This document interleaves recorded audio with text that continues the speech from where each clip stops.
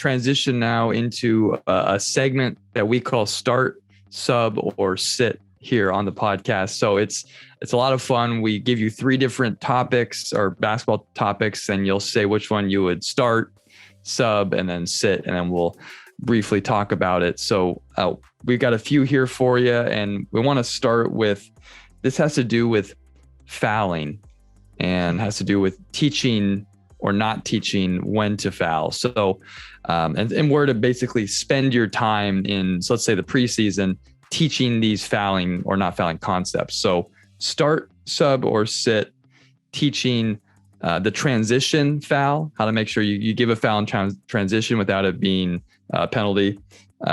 Teaching not fouling on a shooter, like on a closeout, or teaching not fouling at the rim, teaching how to wall up, jump straight up, and not foul someone attacking the rim. So those 3 scenarios: start, sub, or sit.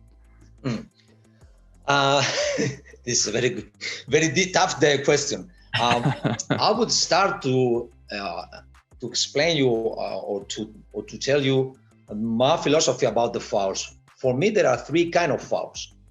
The one that you spend on purpose, not to let the opponent team create advantage. The one that you spend to kill the advantage. Once the advantage has been created, you spend one foul to stop that advantage. And the other ones, the ones that you make because you are trying to play one-on-one or close out or whatever. I think that these first 2 kind of fouls are good ones for me, especially when you are not in bonus, of course. And we give value to the players that decide to make those fouls with intention of limit the advantage or stop the advantage. Then we work about the closeout situations on shooters in terms of not going in front against the shooter, but run, and against players that you got clear that are shooters and your priority is to force them to put the ball on the floor. At the very last moment, we don't jump to contest the shot, but we go lateral slides to be like on his side of the shooting hand. So we run, and at the very last moment, instead jump, we go by his side, close to the shooting arm, with the hands up. Yeah, that's something that I learned from Brad Oleson. That was great doing this. Very, very smart, and it's a way to contest the shots to the shooters that limit the possibility for them to use the legs looking for this contact that sometimes the referee call fouls. Sure.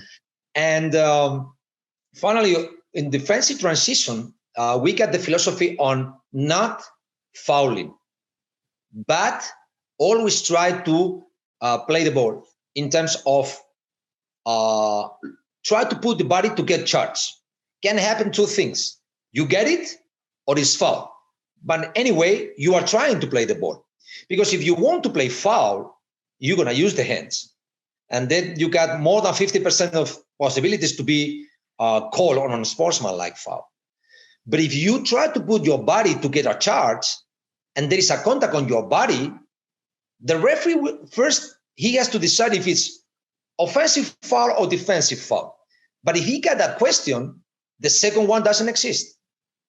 They cannot they cannot, have the doubt of it was offensive or defensive foul. If they got that doubt, they got not the second one. It was unsportsmanlike foul. If you were thinking about if it was offensive or defensive, how is it possible that you call unsportsmanlike foul? So we always try to put the body. And maybe you have watched those players that in transition, when the ball is on the side and they are in the middle lane, they are looking for the body of the big guys, running, looking the ball, okay, trying to be on their way to get the contact. And I don't like this. Sure. I don't like this. I think that is, it's tricky, it's smart, but for me, it's not basketball. Yeah, sure. When I got one player that usually does it, and the coach is always like celebrate it, but I don't push them to do it because I don't like it. Yeah. Coach, I have a follow-up about fouling to stop the advantage creation. I guess I just would like to know maybe elaborate more on like, what's the line between, because obviously you have help and rotations, also, and you don't want to be over reliant on then we just foul right away and getting into trouble. I guess what to you is like, that's a good foul because he was going to create the advantage. That's like, well, let's play it out. We have the help. We don't need the foul there. Let's say, to put a couple of examples, for me, the foul that you spend going very strong with your body in a pick and roll in transition with a very good ball handler, stopping that pick and roll in transition when you don't have your defense organized behind, it's a way to not let the opening create an advantage. When they play that pick and roll and they get rid of it and they start to punish your rotation system and you spend a foul, that's the way you have to stop the advantage. Yeah. The advantage is created. It's like very simple example. There is a mismatch. And when the ball goes inside, or even when the ball is in the air going inside, the small guy make a foul on the big one. You don't let the advantage is being created. But if the ball is inside, okay, and you go to trap and they pass the ball outside and you spend the foul on that rotation of the ball, that's the way you have to stop the I don't know if I explain myself. This is good. How we let's try to make, because sometimes the player that has to spend the foul not to let them create can get foul trouble. Yeah. So he doesn't foul, but we cannot know it, and we have to react that in the moment he gets rid of it, we gotta spend the foul later to stop the rotation. Or for example, when you get not a mismatch, when you get a small forward playing on the post against a big one, but it's the right match. How many times we see that one team see an advantage, they pass the ball inside, just spend a foul, and they don't do it again. A lot of times. Sure. Yeah. It's like, wow, they found it. But they quit. They don't do it anymore because it's like, we're going to pass the ball inside, they're going to foul. Yes? Right. And they don't do it. So sometimes you have to play with this. If they are smart, maybe they do again. But most of the times after the foul, they quit. Okay. And then implementing this fouling kind of idea in practice, because I know too, there's times where coaches, they don't like the fouls or like, hey, let's play it out. We want to rep. So how do you, build this in practice so you guys can execute in the games and the scenarios, the situations where you want to give these fouls?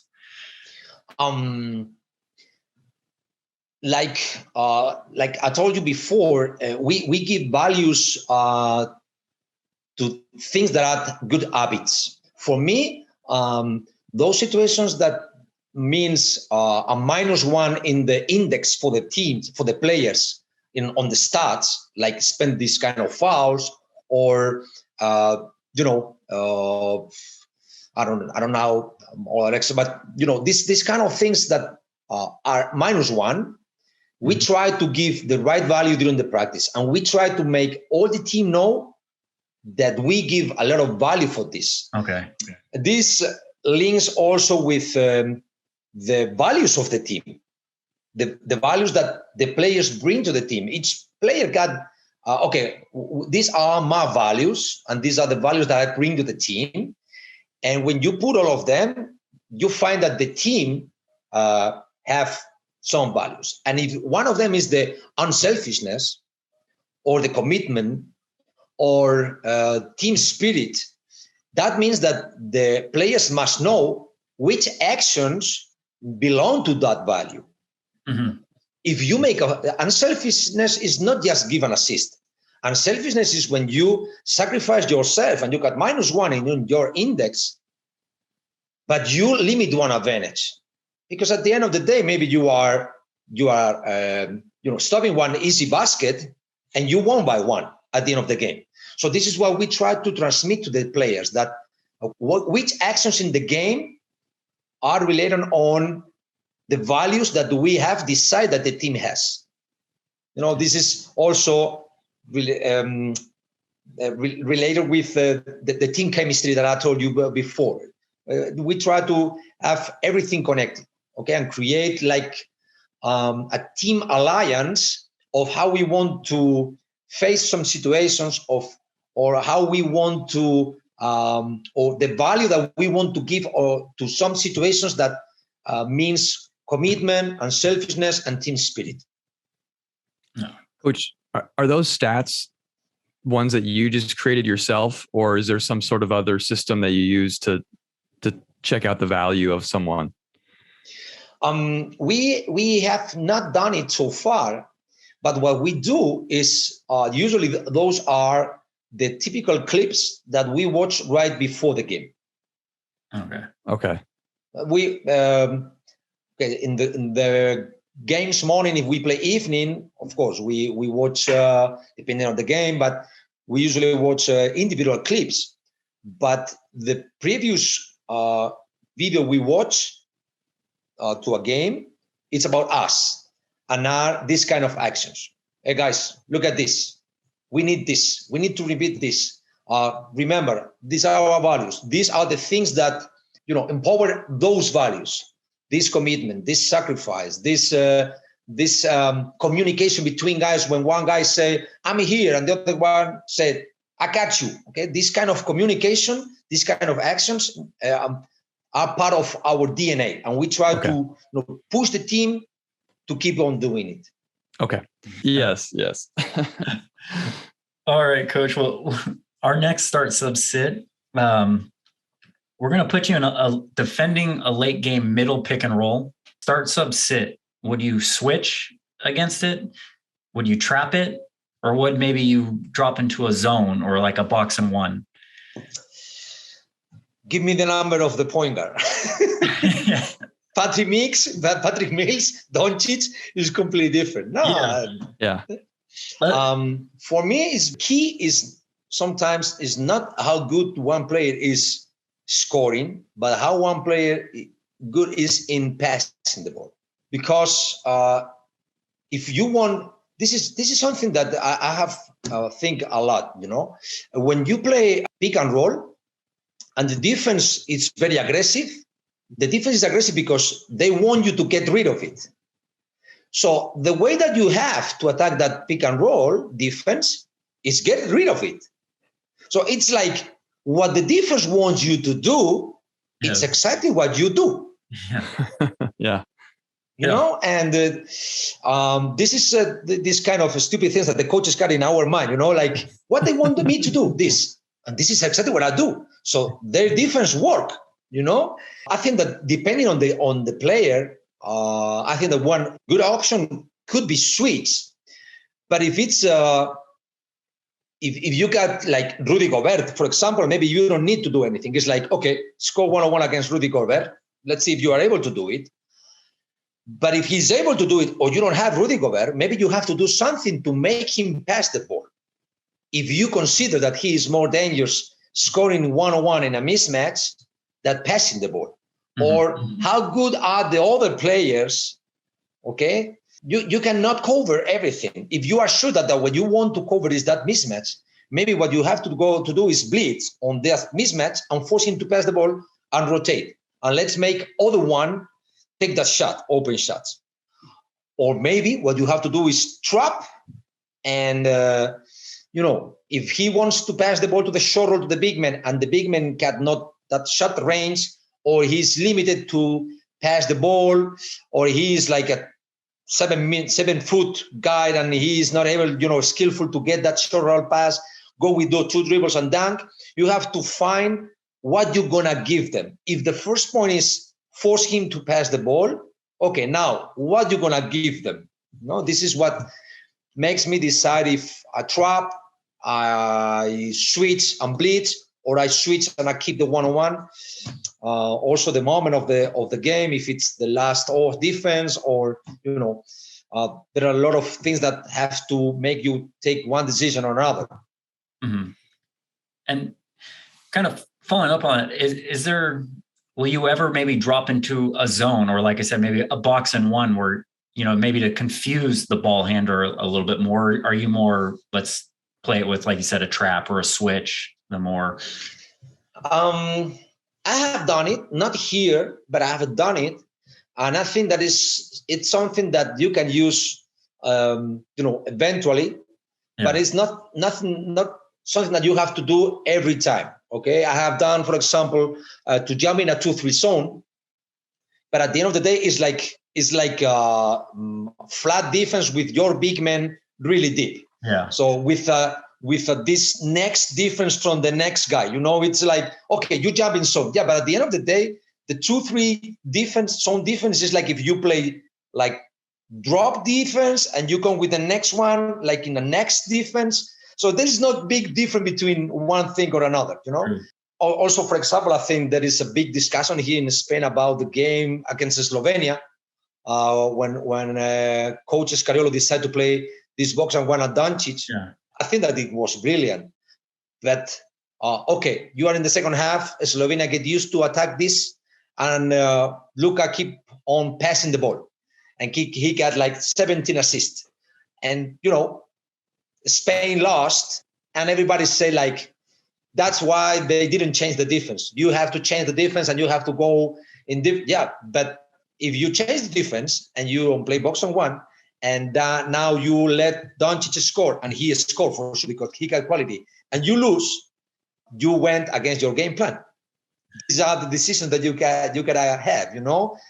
You keep your game plan because you trust on it, your team trusts on it, and you decide how they can beat you. Okay, guys, you can beat me with Chanchar scoring 6 threes, with teammates offensive rebounds, but you will not beat me with you, Dončić, scoring 48 points. Right. You will not.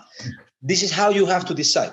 Yeah. Kind of one other follow-up I have for you, Coach, and I want to go back when you said that, you're going to trap and you want the ball handler to pass it, and the offense does that.